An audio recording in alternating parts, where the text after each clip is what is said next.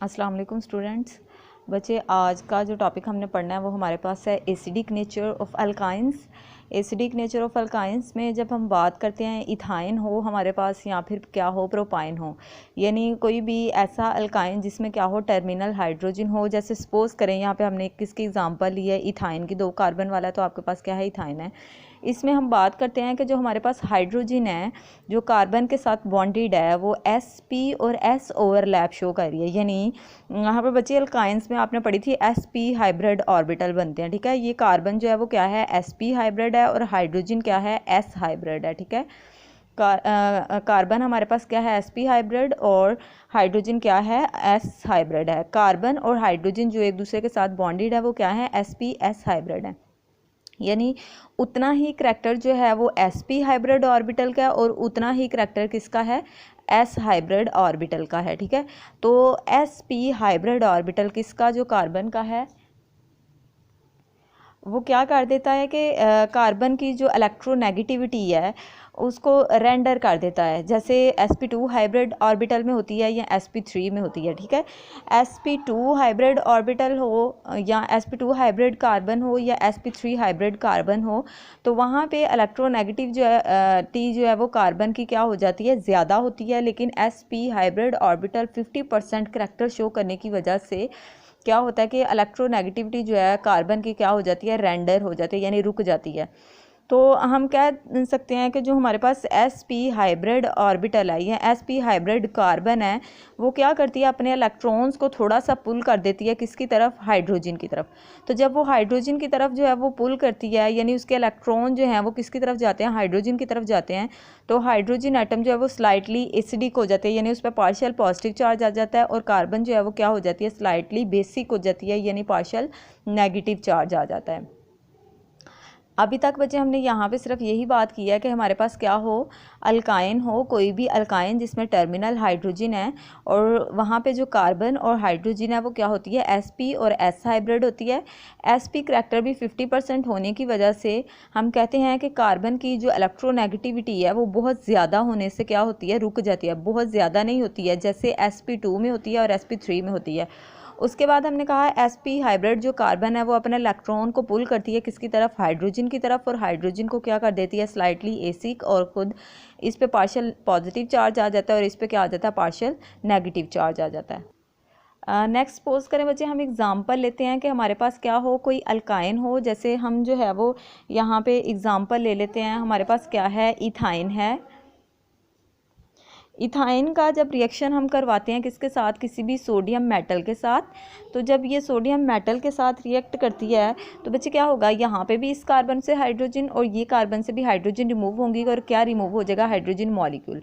दोनों से रिमूवल हुआ है तो एक कार्बन पे सोडियम एक लग जाएगा और दूसरी कार्बन पे दूसरा सोडियम लग जाएगा। तो देखें कार्बन कार्बन के दरमियान क्या है, ट्रिपल बॉन्ड है, और यहाँ पे भी क्या लग गई है, सोडियम लग गई है, और यहाँ पे भी क्या लग गई है, सोडियम लग गई है। तो 2 सोडियम है तो हम इसको कहेंगे डाई सोडियम। और देखें 2 कार्बन वाला कंपाउंडर दरमियान में क्या है, ट्रिपल बॉन्ड है, तो ये हमारे पास क्या है, एसिटाइलाइड है। क्या बना है हमारे पास, डाई सोडियम एसिटाइलाइड बना है। इसी तरह से हम एग्जांपल अगर ले लेते हैं कि हमारे पास क्या हो, कोई भी अल्काइन हो सकती है, आर ग्रुप है, मतलब कोई भी अल्काइन हो सकती है। जब इसका रिएक्शन हम करवाते हैं किसके साथ, सोडा अमाइड के साथ। देखें यहाँ पे सोडियम और अमाइड ग्रुप इकट्ठे हैं तो इसको हम कलेक्टिवली क्या बोल रहे हैं, सोडा अमाइड। और ये रिएक्शन जो है वो किसकी मौजूदगी में हो रहा होता है, लिक्विड अमोनिया की मौजूदगी में।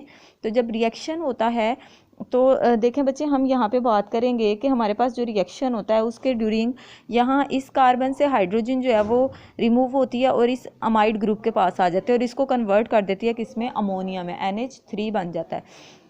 तो यहाँ से हाइड्रोजन रिमूव हुई थी, ये वाला सोडियम जो है वो इसके साथ जाके लग जाता है, यानी यहाँ पे हमारे पास क्या आ जाएगा, RC ट्रिपल बॉन्ड C, और इसके साथ अब हाइड्रोजन की जगह पे क्या लग जाएगा, सोडियम लग जाएगा। यानी हमारे पास जो प्रोडक्ट बनती है वो क्या है, सोडियम अल्काइनाइड है, ठीक है। मतलब कोई भी अल्काइल ग्रुप होगा तो सोडियम अल्काइनाइड है, ठीक है। उसके बाद जो है वो नेक्स्ट एग्जांपल अगर हम लेते हैं कि हमारे पास क्या हो, अल्काइन हो कोई भी, ये क्या है, कोई भी अल्काइन है। जब इसको हम किसके साथ ट्रीट कर रहे हैं, क्यूप्रस क्लोराइड के साथ ट्रीट कर रहे हैं, किसकी मौजूदगी में कर रहे हैं हम, अमोनियम हाइड्रोक्साइड की मौजूदगी में ये रिएक्शन हो रहा है। तो जब अमोनियम हाइड्रोक्साइड की मौजूदगी में अल्काइंस को ट्रीट किया जाता है किसके साथ, क्यूप्रस क्लोराइड के साथ, तो बच्चे देखें यहाँ पे हमारे पास दो ही क्या है, क्लोरीन है, और दो ही क्या है, अमोनियम ग्रुप है। तो ये आपस में मिलेंगे और क्या बन जाएगा, अमोनियम क्लोराइड बन जाएगा। ठीक है, ये क्या बन जाएगा, अमोनियम क्लोराइड बन जाएगा। अब यहाँ से ये वाली 2 हाइड्रोजन और 2 हाइड्रोजन ये भी हैं, तो ये क्या बनेगा, 2H2 यानी 4 हाइड्रोजन, और यहाँ पे 2 ऑक्सीजन थे वो यहाँ आ जाएंगे, वाटर मॉलिक्यूल बन जाएगा। बाकी जो हमारे पास रह गया है, यहाँ से हाइड्रोजन रिमूव हुई हैं, तो कॉपर जो है वो इस कार्बन के साथ जाके लग जाएगी और दूसरी कार्बन के साथ लग जाएगी। कार्बन कार्बन के दरमियान क्या आ जाता है, ट्रिपल बॉन्ड, इस कार्बन के साथ भी कॉपर लगी है और दूसरी कार्बन के साथ भी कॉपर लगी है। देखिए बच्चे यहाँ पे हमारे पास 2 कार्बन के दरमियान क्या है, ट्रिपल बॉन्ड है, तो ये एसिटाइलाइड हो गया, और 2 कॉपर ग्रुप लगे हैं, तो इसको हम क्या कहेंगे, डाई कॉपरेट एसिटाइलाइड। इसी तरह से सपोज करें हम एक और एग्जांपल ले लेते हैं। हमारे पास क्या है, कोई भी अल्काइन है, जैसे हम एग्जांपल किसको ले रहे हैं, इथाइन को ले रहे हैं। जब इसको ट्रीट किया जाता है किसके साथ, सिल्वर नाइट्रेट के साथ, AgNO3 है। ठीक है, तो इसका रिएक्शन जो है वो किसकी मौजूदगी में हो रहा है, अमोनियम हाइड्रोक्साइड की मौजूदगी में जब रिएक्ट कर रही हैं, तो हमारे पास जो प्रोडक्ट आती है, देखें यहाँ पे हमारे पास NO3 ग्रुप भी कितने हैं, 2, और अमोनियम ग्रुप भी कितने हैं, 2। तो यहाँ पे हमारे पास क्या बन जाएगा, अमोनियम नाइट्रेट। ठीक है, क्या बन जाएगा, अमोनियम नाइट्रेट। अब देखें यहाँ पे 2 हाइड्रोजन है हमारे पास, और यहाँ पे भी 2 हाइड्रोजन है, तो ये क्या बन जाएगा हमारे पास, 2H2। और देखें ऑक्सीजन भी कितने हैं, 2, तो ये क्या बन जाएगा, वाटर बन जाएगा। अब यहाँ इस कार्बन से 2 हाइड्रोजन रिमूव हुई थी, एक कार्बन पे भी सिल्वर जाके लग जाएगा और दूसरी कार्बन पे भी सिल्वर जाके लग जाएगा। तो हमारे पास देखें कार्बन कार्बन के दरमियान क्या है, ट्रिपल बॉन्ड, और यहाँ पे भी क्या लग गई है, सिल्वर लग गई है, और यहाँ पे भी क्या लग गई है, सिल्वर। तो ये हमारे पास क्या है, डाई सिल्वर एसिटाइलाइड। ये क्या है, डाई सिल्वर एसिटाइलाइड है। इसी तरह से बच्चे हम बात करते हैं कि अगर हम डाई सिल्वर एसिटाइलाइड को यूज़ करें किसी एसिड की मौजूदगी में, सपोज़ करें हमारे पास कोई भी एसिड हो सकता है, हम जो है वो सल्फ्यूरिक एसिड को यूज़ करते हैं या नाइट्रिक एसिड को यूज़ करते हैं, तो हम दोबारा से डाई सिल्वर एसिटाइलाइड से एसिटाइलिन बना सकते हैं। सपोज़ करें हम यहाँ पर यूज़ कर लेते हैं किसको, सल्फ्यूरिक एसिड को। तो 2 हमारे पास क्या है, सिल्वर ग्रुप हैं, और यहाँ पर जो है वो हमारे पास क्या है, सल्फेट ग्रुप है।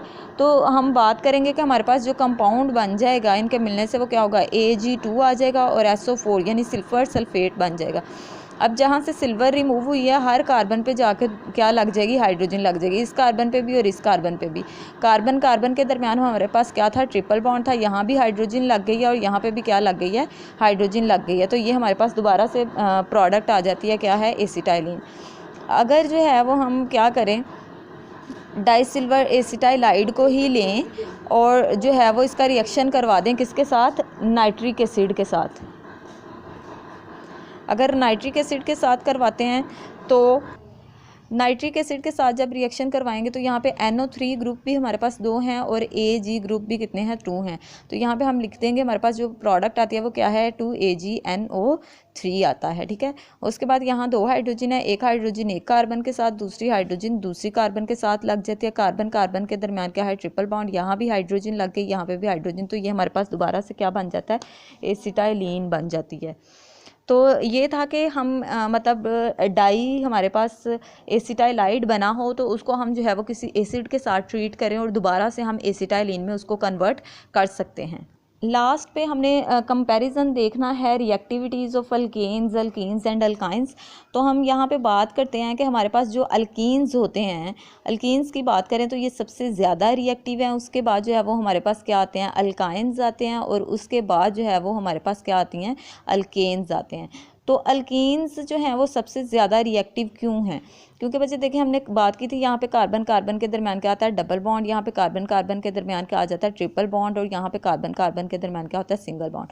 जब सिंगल बॉन्ड की हम बात करते हैं तो वो तो हमारे पास क्या बनता है, सिग्मा बॉन्ड बनता है, यानी जो इलेक्ट्रॉन है वो बिटवीन द न्यूक्लियाई होते हैं। लेकिन जब हम डबल बॉन्ड की बात करते हैं तो हमारे पास जो कार्बन कार्बन है उसके दरमियान सिग्मा बॉन्ड भी है और उसके दरमियान जो है वो पाई बॉन्ड भी है, यानी उसके इलेक्ट्रॉन जो है वो यहाँ पे पैरेलल भी हैं, यानी मोर एक्सपोज्ड हैं। जब एक्सपोज्ड ज़्यादा हैं यहाँ पे तो कोई भी इलेक्ट्रोफाइल आके इन पे ईजिली अटैक जो है वो कर सकता है, ठीक है, क्योंकि इसके इलेक्ट्रॉन क्या है, मोर एक्सपोज्ड हैं, यानी अबव द नोडल प्लेन है या फिर बिलो द नोडल प्लेन है। लेकिन जब हम कार्बन कार्बन ट्रिपल बॉन्ड की बात करते हैं तो देखें बच्चे, एक हमारे पास कार्बन कार्बन के दरमियान क्या आ जाता है, सिंगल बॉन्ड, दो अब यहाँ पे क्या है, पैरेलल ऑर्बिटल है, एक ये हो गया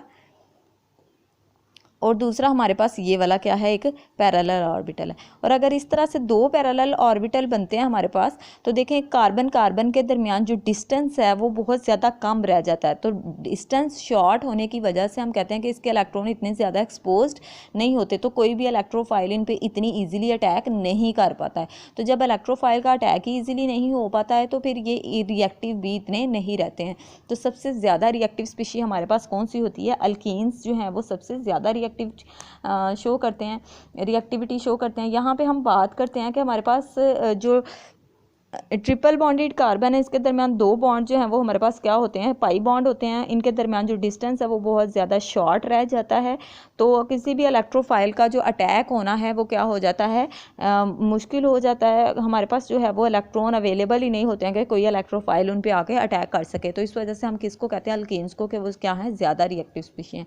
यहाँ तक आपका चैप्टर क्लोज हो गया। नेक्स्ट हम चलेंगे फिर से। अल्लाह हाफिज़।